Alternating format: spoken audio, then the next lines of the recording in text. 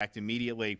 So we're asking in this legislative session to increase the money to $100 million that we have for the Job Growth Grant Fund, and I'm confident that that'll be things that'll be really, really high impact. I mean, there's different things that different communities do.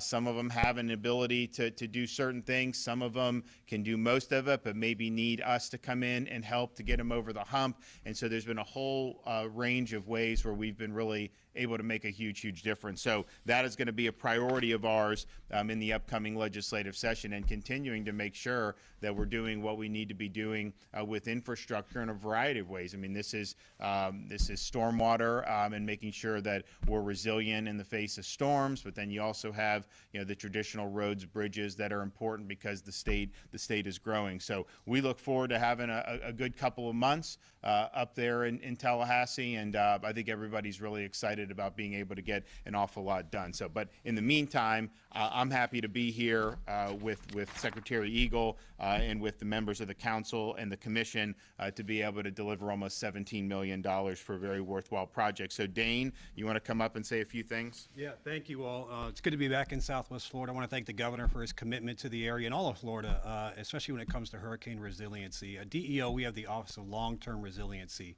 and we come and we look for the areas of last resort that really need the assistance to rebuild from storms. So we're talking about Hurricane Irma.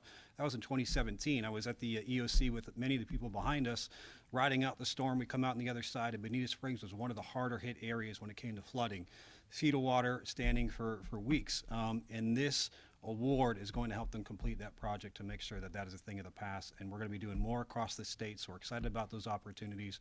But really thank the governor for his commitment and the locals for working on this. You know, when these awards come in, they've got to score out independently. We can't just pick them out of a pot and say, let's do this one. So we're glad to see this come out on the other end, and the governor is very excited to be here today, and I'm glad to tag along. Thank you all for the opportunity. Okay. All right, we have County Commissioner Ray Sandelli. Well, good morning. Not a better way to start a day, another beautiful Florida day. I would like to extend my welcome and appreciation to our governor. Thank you for your continuing service to our country. To Dane Eagle, who's been a friend and a mentor for me for quite a while, thank you. I'm glad to hear that Brooke and your son are doing well. To our elected officials, our first responders, and our many neighbors who contribute and serve this community every day, thank you very much. My wife and I moved to Bonita Springs about 10 years ago for a variety of reasons. We are thankful for that every day. Locally, we have a great cooperative and candid working relationship with many of the key players here within Bonita and statewide. We dedicated a beautiful new library. We worked through the transition of the old library to a monoclonal distribution center, which is still up and operating. We created a great environment on Old 41, very unique in that touch of old Florida, which is so much that we can all enjoy. This all happens through a cooperative, very candid interrelationship between the city, the county, and certainly in the state. So like my neighbors, my wife and I experienced the wrath of Irma, from cleanup to a very proactive stormwater and flood mitigation effort, improving our infrastructure. We witnessed Terry, which was very, very challenged, and so on and so forth. But we now use that road almost every day for one reason or another, and it's a great causeway. It's really a best-in-class development, which everybody should be very proud of. Especially important, obviously, is the proximity to the neighborhoods along there, our parks that are along there. Jesse and I have talked about the safety of our kids going now on the new section across to the soccer fields. And if I was younger enough, I'd go out there and try to play with them. That's not going to happen. So the 1.5 miles from Old 41 to the roundabout is done. This is the second phase, the 2.5 miles. And as I when I talk to people, it takes patience, it takes time, and it takes money to get these things done. So we're very appreciative for everybody's work on this. And Ellie, thank you for doing the heavy lifting on this grant. You're the hero in all of this and stuff like this. Thank you to the city for the $5 million from the general fund that they put in, along with this. This is how things happen. Governor, your leadership, commitment to our community, our waters, public safety, and most importantly, our citizens is greatly appreciated. Our very best to you and your family, and thank you from all of us. Okay. And to our country. What's that? And to our country. Oh, yeah, of course. So So good. Well, you guys got it. It's going to be high impact. And like I said, there's going to be more that we're going to be doing, both from our job growth grant fund, some of the stuff that we're still going to use for long-term recovery, and then whatever we end up with in the next legislative session will have big impacts. But, you know, Ray had mentioned just how happy that they are that they've been here for a long time. It's amazing the people that are coming, like how much happier they are to be able to be, you know, in Florida, but particularly I would say this part of Florida, people really love it, and very few of them ever look back once they come down here. And so I think that's just a testament to being blessed to have a great state, but also, you know, to have a strong community down here in Southwest Florida. So we appreciate that. Okay, we're happy to take any questions. Yes, ma'am. Governor DeSantis, lead health officials held a press conference yesterday talking about the Omicron surge. They said they're really overwhelmed with patients. Yes, they're not as sick as they were before, but the hospital system has more than 300 employees who are out sick or isolating because they were exposed. The state had a plan before to help hospitals. Is there still one now? In terms of being exposed, I mean, look, that's a decision that they're having to make. I mean, our view is make it, you know, do not send people home who are healthy. I mean, I don't know if that's what they're doing, but I think if you talk to Surgeon General Latipo, he's really stressed symptoms-based approach to this. The fact of the matter is, I mean, Omicron is something that is so contagious that it's something that is it comes in waves. And, you know, you're seeing the places in Florida that got hit initially, you know, have started to, I think you'll see a downturn on that very soon. But you need people there, and so, you know, we don't want to send healthy people home. So that's I think that would be our you know, our view on it. It's interesting. There's parts of the country where they fired a lot of nurses because of, you know, they didn't do the shots or whatever, and now they're shorthanded. They're actually bringing back COVID positive nurses to work. When you had some who are not COVID positive and likely have had COVID, you know, they got fired, and so that's you know, we provided protections. We'll see what the Supreme Court does on the CMS, but we thought that was very important to have all hands on deck so that you're not short-staffed. Are there any resources you can provide in the meantime to assist those hospitals?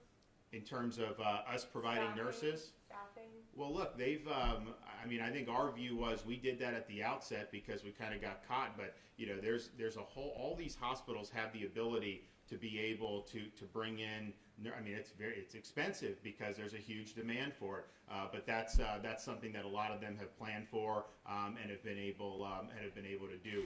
We don't have necessarily people like that are on the state payroll for that. What we did initially was just have the same type of contracts that a lot of the hospital systems have now. Governor, we've confirmed that the FDA sent you a letter extending the shelf life of 1 million COVID tests.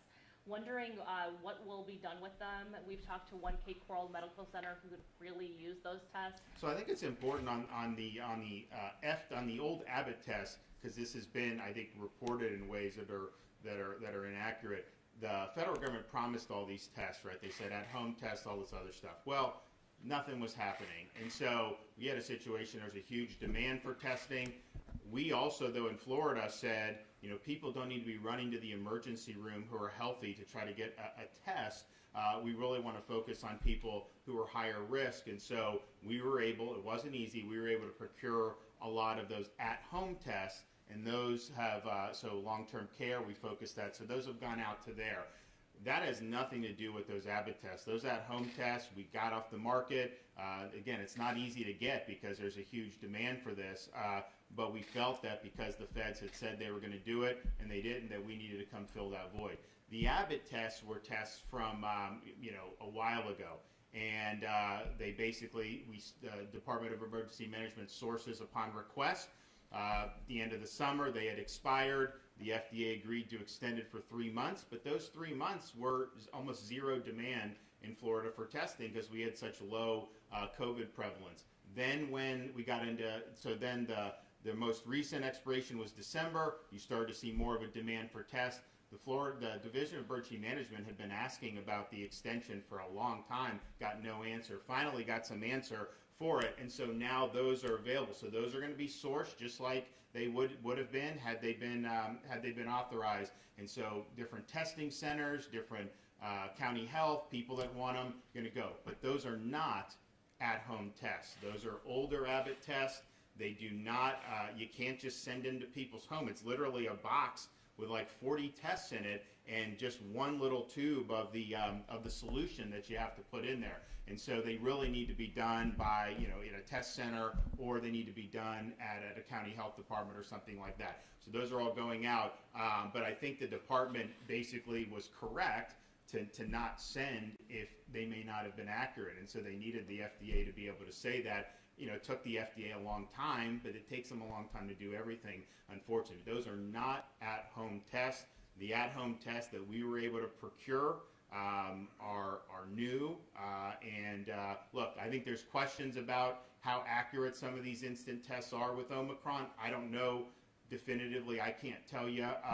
People have raised questions about whether, what the specificity is compared to how it was previously, but nevertheless, those are out to those high-risk areas, and then the older ones, which are not at-home tests, will be sourced. Is there any guarantee that those tests that you're mentioning, the ones that the extension was put on, is there any guarantee that those are all going to be used by their expiration date in March? It's all contingent on demand, and so if there wasn't a lot of them being gone out because people weren't asking for them before. So I can't say that there's a guarantee, but I think that you have a lot higher demand for testing right now. And so my sense is that there's going to be enough requests to at least get a lot of those out the door very, very quickly. But look, at the end of the day, they bought too many. They did have a surplus for a while, and I think that's probably better than to not. But at this point, we have a lot of promises that were made by the federal government on these tests. And look, our testing guidelines that the Surgeon General put on, I think, are very sensible. I think that's where everyone will ultimately end up. When we do these things, we'll get criticized. Oh, how can you send kids to school in summer of 2020? Now everyone says that. How could you do monoclonal antibodies? Now everyone wants monoclonal antibodies. When we came out and said with the testing, when you have something like Omicron, forcing healthy people to do it, to be able to get on a plane or anything like that, that's not the way we've really handled these viruses before, and it's not been effective in this. So we say focus on symptoms and focus on people that are high risk. I think if you do that, you're going to then be able to have very easy access. I think that's where they'll ultimately end up, because I think what they're doing now is just, it's not sustainable to be doing this. I mean, you'll have places, where people are flooding EDs that have very minor symptoms and are very low risk, trying to get COVID tests across the country, and that's not, I think, the proper thing that we want to be advocating for. So that's what we focused on. So that's why we sent it to elderly folks, and we really want to make sure the elderly are able to get it. And we will look to see about these at-home tests. In the meantime, with the feds not coming up, but they have promised all this stuff, and then they are imposing testing mandates on different activities. The OSHA case, we'll see. The Supreme Court hasn't ruled on that stay. I think that they're going to say that it's problematic, but if they don't, they're going to be forcing a lot of businesses to be doing these tests on people that have no symptoms. They're forcing travelers to do a lot of these tests, even if they don't have symptoms. And so you wonder, is that the best use of those resources, given the fact that they haven't been able to produce all the other tests that they would? I would say one thing that is another clear, I think, deficiency was not ramping up more production of treatments for COVID, and particularly monoclonal antibody treatments. We showed in Florida, it's very effective. People say, well, we're not sure how effective it is against Omicron, and it's true. There's not definitive trials saying either way. We've had anecdotal evidence. It's helped people get their symptoms resolved with Omicron. So don't you want that to be an option? What about some of the prophylactic ones that are now on the market? That should really be something that they ramp up attention to. And I know in Florida, HHS will always, when we complain about, getting shortchanged, say, oh, well, you guys are using more than other states. But one of the reasons we are is because we've actually provided information and set up infrastructure to help people access this. I was just yesterday, I had a fella come up to me and thank me for monoclonal antibodies. And I was like, well, where did you go to get it? And he said, another state. I was like, well, why are you thanking me for that? He's like, because when you started doing those press conferences, I didn't know that there was a treatment for COVID. So then I got, this guy's telling me he got COVID. He starts calling around to doctors in his state. They all said there's no treatment available. He kept calling, finally found someone and said, oh yeah, you can do monoclonal. And he got it, and he was going on a bad road, and then he ended up getting better. So those are just things that, we know that needs to be part of it, especially even though, look, Omicron is much milder. I mean, I think that's really good news. If you look at the clinical profile of what we've seen with Omicron, really good news. More contagious, but definitely less disease burden. So that's great. But you still have vulnerable people who may need some of this treatment. So we think it's important to be able to do that, and ramping that up and really making that a priority would have been wise once we saw that this was something that the Sun Belt states were using, because they made it sound like that wave was like somehow because these are the wrong policies. Well, now you see huge wave in the north, and that's seasonal. We knew that was going to happen, so they had the opportunity to prepare for it. I'm not sure that they did, but now to be able to do that and have that, we don't know what'll happen in the spring or next summer. That's a no-brainer as far as I'm concerned. And I've said we will do some of this on our own if these companies would be able to deal directly with the state of Florida. They all have exclusive deals with the feds, and I understand that, but we would like to be able to do that if we could. Yes? Governor DeSantis, a bill was filed yesterday that would ban abortion after 15 weeks. Do you support that bill, and would you sign it? I have not seen that particular one, but I obviously I'm supportive of 15 weeks. I mean, I think that's very reasonable, and I think that's very consistent with with being supportive of protecting life. So we'll work with them as they kind of get through that process. But I think that that'll be something that we will be able to sign, and I think a lot of people will be very happy with that. Okay, we'll see you guys. Thank you so much, sir. Thank you. Follow Dean out.